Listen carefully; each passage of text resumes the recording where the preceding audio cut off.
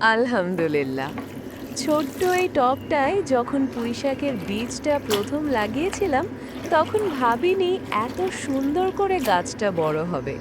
প্রতিদিন একটু একটু করে পানি দিতাম, যত্ন নিতাম, আর আজ দেখলাম, মাশাআল্লাহ, পাতাগুলো কত বড়, কত সবুজ, যেন চোখ জুড়িয়ে যায়।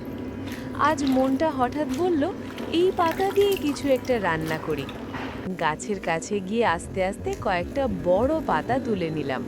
মনে হচ্ছিল নিজের হাতে লাগানো গাছ থেকে কিছু নেওয়ার মধ্যে এক অন্যরকম শান্তি আছে।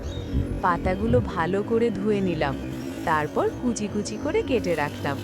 সাথে কিছু পেঁয়াজ আর রসুনও কেটে নিলাম। এই দুটো ছাড়া যেন রান্নার স্বাদই আসে না। এরই মধ্যে আরেক চুলায় সিমের বিচি দিয়ে মাছের একটা তরকারি বসিয়েছিলাম। ধীরে ধীরে সেটাও রান্না হয়ে গেল। রান্নাঘরটা তখন একদম ঘরোয়া গন্ধে ভরে গেছে। তরকারিটা নামিয়ে রেখে আবার নতুন করে একটা ছোট কড়াই চড়ালাম। সামান্য তেল দিলাম। তেলটা একটু গরম হলে পেঁয়াজ কুচি দিয়ে দিলাম। আমি যেহেতু কারেন্টের চুলায় রান্না করছিলাম, তাই একটু সময় নিয়ে ধীরে ধীরে পেঁয়াজগুলো ভেজে নিলাম। পেঁয়াজ যখন হালকা সোনালি রং ধরল, তখন রসুন কুচি দিয়ে দিলাম। এরপর দিলাম দুটো চাপা শুটকি। শুটকির গন্ধটা ছড়িয়ে পড়তেই মনে হলো এই রান্নাটা আজ দারুণ কিছু হতে যাচ্ছে। যেন পেঁয়াজ পুড়ে না যায়, তাই সামান্য পানি দিয়ে দিলাম। পানি যখন হালকা করে ফুটে উঠল, তখন দিয়ে দিলাম লবণ, হলুদ আর মরিচ গুঁড়া। এরপর শুরু হলো আসল কাজ, মশলা কষানো। ধীরে ধীরে নেড়ে সময় নিয়ে মশলাগুলো ভালো করে কষাতে থাকলাম। এই সময়টাতেই রান্নার আসল স্বাদ তৈরি হয়।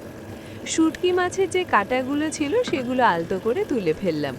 তারপর দিয়ে দিলাম কেটে রাখা পুঁইশাকের পাতাগুলো। মশলার সাথে পাতা মিশে যেতে লাগলো।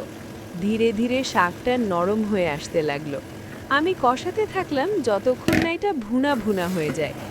কড়াই থেকে যখন সেই গরম গরম ভুনার গন্ধ উঠছিল, তখন মনে হচ্ছিল এই ছোট্ট রান্নাটার মধ্যেই কত সুখ লুকিয়ে আছে।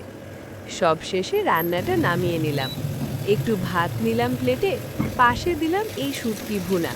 একটু টুকরো লেবু চিপে যখন ভুনার সাথে মাখালাম আর প্রথম লোকমাটা মুখে দিলাম, সত্যি বলছি, মনে হলো যেন অমৃত খাচ্ছি।